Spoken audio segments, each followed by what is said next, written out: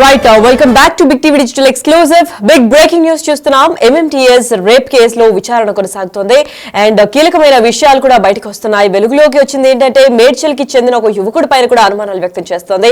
అయితే పలు పిక్చర్స్ చూపిస్తే తినే నిందితుడు అని కూడా తను గుర్తించడం జరిగింది. అదే విధంగా పోలీసులు కూడా స్టేట్మెంట్ నోట్ చేసుకున్నారు. మరి ఎంఎంటీఎస్ యువతి రేప్ కేసులో విచారణ అయితే స్టార్ట్ అయిందని చెప్పుకోవాలి. మరి బాధితురాల స్టేట్మెంట్ కూడా రికార్డ్ చేశారు ఇప్పటికే పోలీసులు. సికింద్రాబాద్ రైల్వే స్టేషన్ ప్లాట్ఫామ్ పైన కెమెరాలన్నీ కూడా పరిశీలిస్తున్నారు.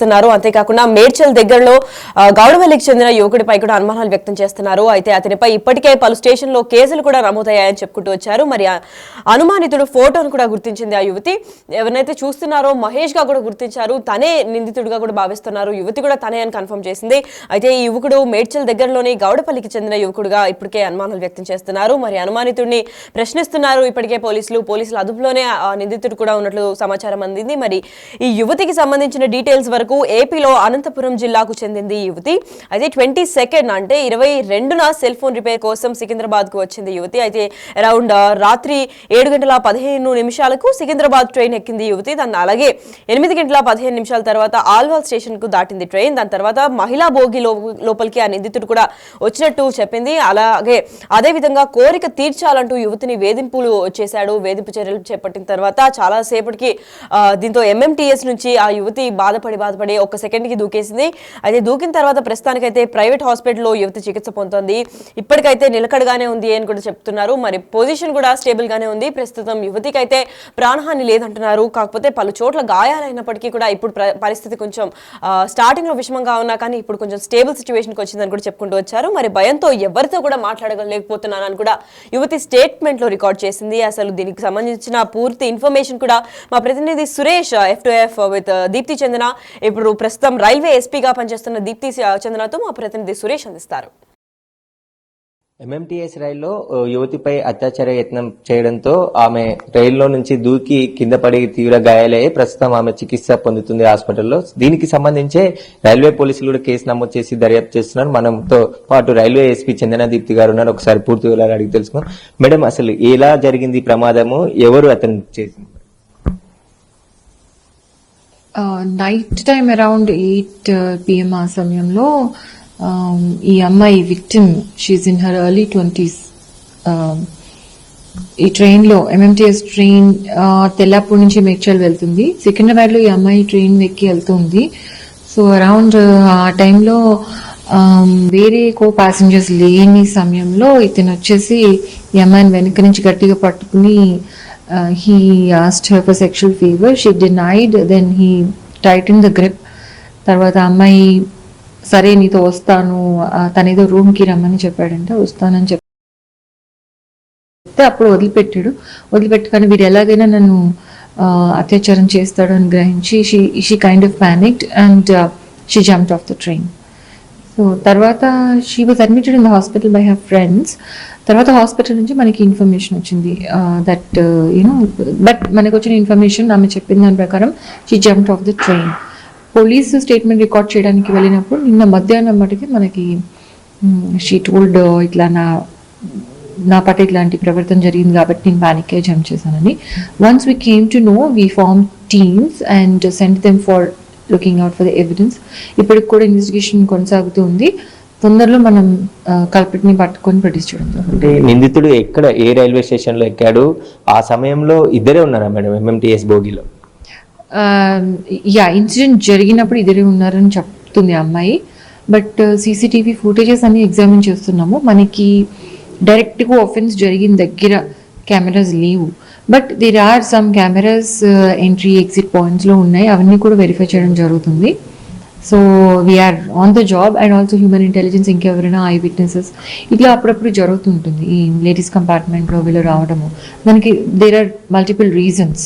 సో అవన్నీ కూడా we're investigating. And security point of వ్యూలో ఏం ల్యాబ్స్ ఉంది అది కూడా మేము ఇన్వెస్టిగేట్ చేస్తున్నాము. అంటే మేడం, వరుసగా రైల్వే పోలీసులు కూడా రైళ్లు తనిఖీ చేస్తుంటారు. ఎంఎంటీఎస్ లో కూడా పెట్రోలింగ్ తో పాటు కానిస్టేబుల్స్ కూడా తిరుగుతూ ఉంటారు. కానీ ఇందులో నైట్ టైంలో ఎవరు లేరా మేడం ఆ సమయంలో?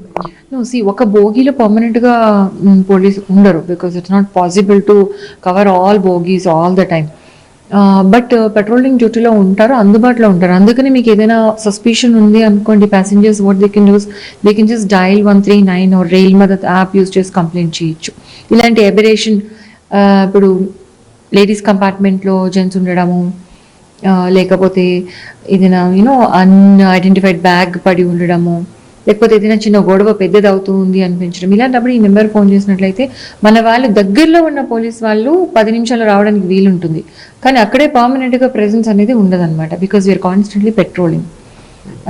So they have to flag it using that number and that ways we can prevent.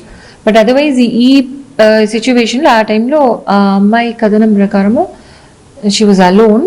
అది అడ్వాంటేజ్ తీసుకొని ఈ అక్యూజ్డ్ ఆమె మీద ఇట్లాంటి ప్రవర్తన చూపించాడు. ఎన్ని టీమ్స్ ఫామ్ అయ్యాయి, ఎక్కడెక్కడ వెతుకుతున్నారు, అసలు నిందితుడు ఇక్కడే హైదరాబాద్ లో ఉంటాడా, పారిపోయి ఉంటాడా?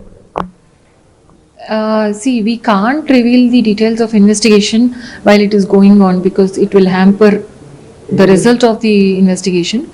So నేను మీకు చెప్పగలిగింది ఏంటంటే ఇన్వెస్టిగేషన్ చాలా ఫాస్ట్గా ప్రోగ్రెస్ అవుతుంది. 4 teams ఫస్ట్ ఇనిషియలీ ఫామ్ చేసాము. ఇప్పుడు we have increase the number of teams also to gather technical evidence. So మనకి ఎవిడెన్స్ బేస్డ్గా సైంటిఫిక్ ఇన్వెస్టిగేషన్ చేసి ప్రాపర్గా న్యాప్ చేసి ప్రొడ్యూస్ చేయడం జరుగుతుంది. అండ్ సిగ్నిఫికెంట్ బ్రేక్ త్రూ రాగానే మేము we will inform the press. Madam, బాధితురాలతో మీరు మాట్లాడినట్టు వెళ్ళి కలిశారు, ఎట్లా ఉంది ఆమె కండిషన్, ఆమె ఏం చెప్తుంది మేడం? She stable.